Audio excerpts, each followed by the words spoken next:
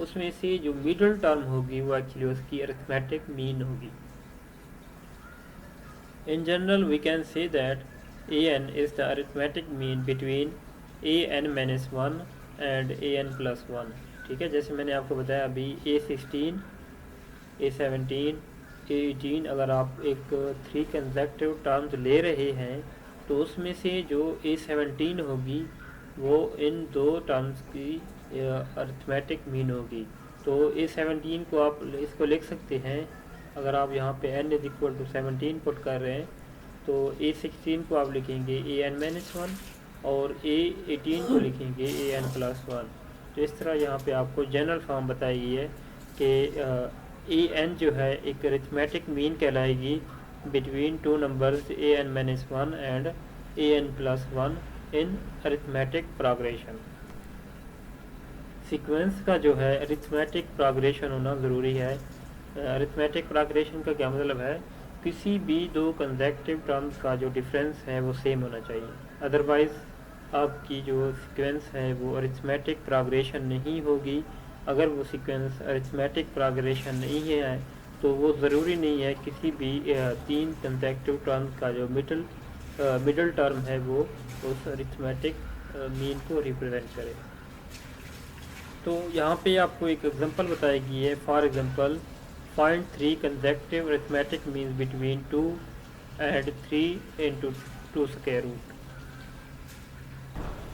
तो यहाँ पे हमें find 3 arithmetic means between 2 square root and 3 into 2 square root. यहाँ पे अब हमने 3 अरिथमेटिक मीन्स फाइंड करने हैं इन दो नंबर्स के बिटवीन। ठीक है, अभी हमने सीखा है कि यहाँ पे किसी भी दो नंबर्स के बिटवीन हम अरिथमेटिक मीन फाइंड कर सकते हैं।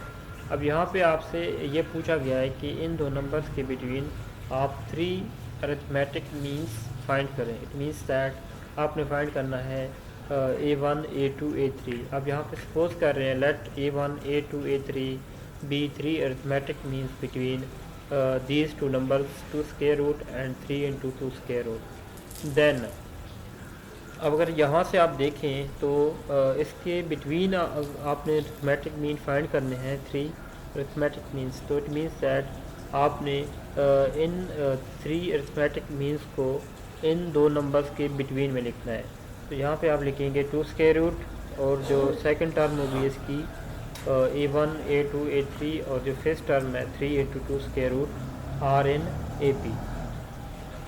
क्योंकि अरिथमेटिक मीन्स फाइंड करने के लिए हम कहते हैं ये जो सीक्वेंस होगी वो अरिथमेटिक प्रोग्रेशन या अरिथमेटिक सीक्वेंस होगी। तो यहाँ से अगर आप देखें तो आपकी जो फर्स्ट टर्म है a1 is equal to 2 square root and a5 is equal to 3 into 2 square root, ये आपको मालूम है इसकी फर्स्ट टर्म और इसकी फर्स्ट टर्म बिटवीन वाली आपने फाइंड करनी है। a1 क्या है, एक्चुअली कैपिटल A1 जो कि फर्स्ट अरिथमेटिक मीन है between 2 square root and 3 into 2 square root. a2 इस तरह इसकी सेकंड अरिथमेटिक मीन है, a3 क्या है इसकी थर्ड अरिथमेटिक मीन है। लेकिन यहाँ पे जो अरिथमेटिक मीन में अरिथमेटिक प्रोग्रेशन में यहाँ पे इसकी सेकंड, थर्ड और फोर्थ टर्म है। तो यहाँ पे अगर हम लास्ट टाइम हमने पढ़ा था किसी भी अरिथमेटिक प्रोग्रेशन की जो टर्म है फाइंड कर सकते हैं by using this formula an is equal to a1 plus n-1 into d।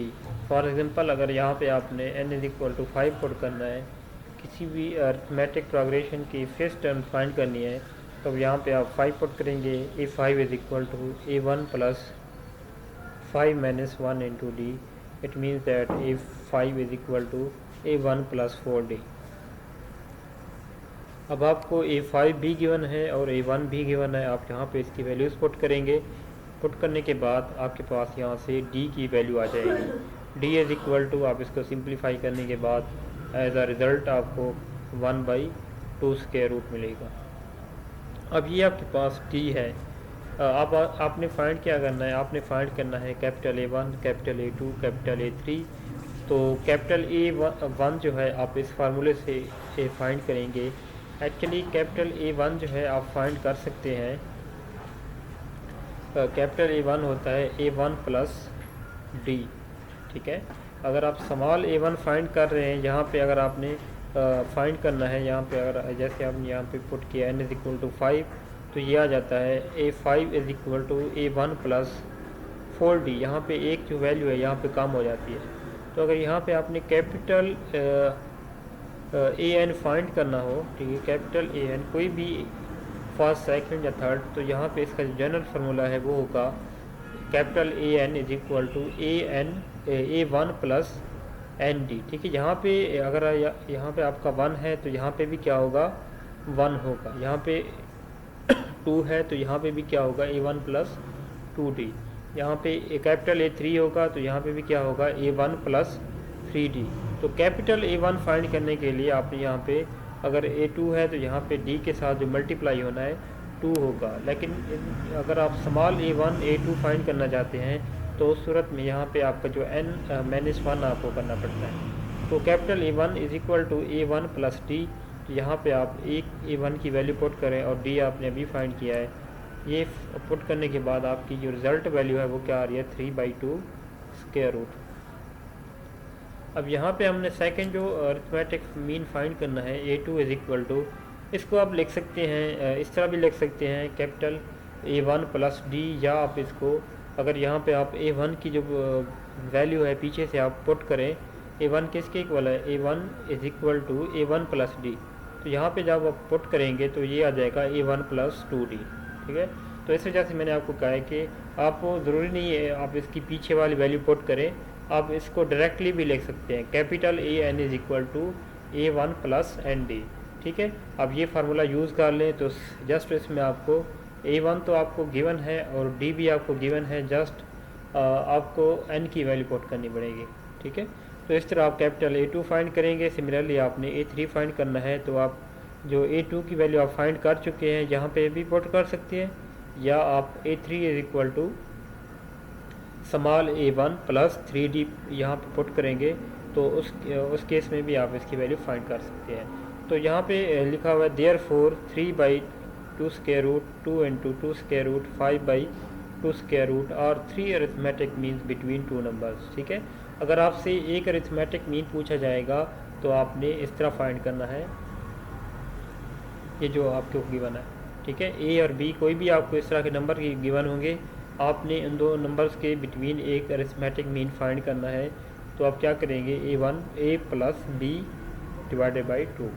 अगर आपको 2 या 2 से ज़्यादा 3 जैसे यहाँ पे इन दो नंबर्स के बिटवीन 3 अरिथमेटिक मीन्स फाइंड करने थे तो आपने इस टेक्निक को यूज़ करके उन 2 नंबर्स के बिटवीन अरिथमेटिक मीन फाइंड कर सकते हैं।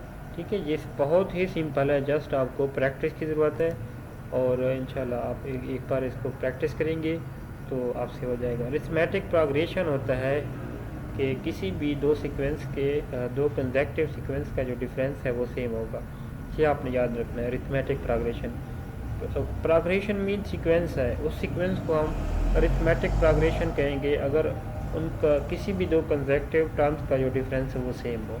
जस्ट आपने ये जहन में रखना है। नीचे आपको मैंने डिफरेंट जो है क्वेश्चन दिए हैं, आप इनको ट्राई करें। आप जो फर्स्ट जैसे है आपको 3 into 5 square root and 5 into 5 square root, दो नंबर्स आपको गिवन है, इन दो नंबर्स के बिटवीन आपने अरिथमेटिक मीन फाइंड करना है। इसी तरह इसकी सेकंड पार्ट भी है, थर्ड पार्ट भी है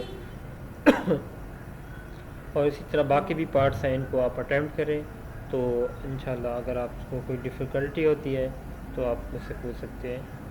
तो ये आप लोगों का होमवर्क है। नेक्स्ट हम देखते हैं इसकी जो नेक्स्ट टाइप है जिसे हम ज्योमेट्रिक प्रोग्रेशन का नाम देते हैं। अरिथमेटिक प्रोग्रेशन क्या है? अरिथमेटिक प्रोग्रेशन है जिसमें हमने कहा किसी भी दो कंसेक्टिव टर्म का जो डिफरेंस है वो सेम होगा, डिफरेंस, ठीक है, कॉमन डिफरेंस जिसे हम कहते हैं डी, वो सेम होगा, उसे हम अरिथमेटिक प्रोग्रेशन कहते हैं। ज्योमेट्रिक प्रोग्रेशन क्या है? ज्योमेट्रिक प्रोग्रेशन है एक सीक्वेंस है, एक प्रोग्रेशन है, उसे हम ज्योमेट्रिक प्रोग्रेशन कहेंगे अगर किसी भी दो कंसेक्टिव टर्म का जो रेशो है वो सेम हो।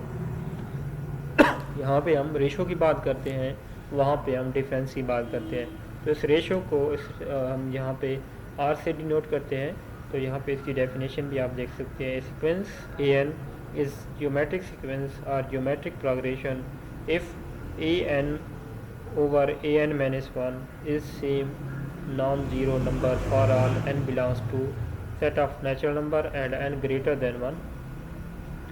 The quotient an over an minus 1 is usually denoted by r and is called common ratio of the geometric progression.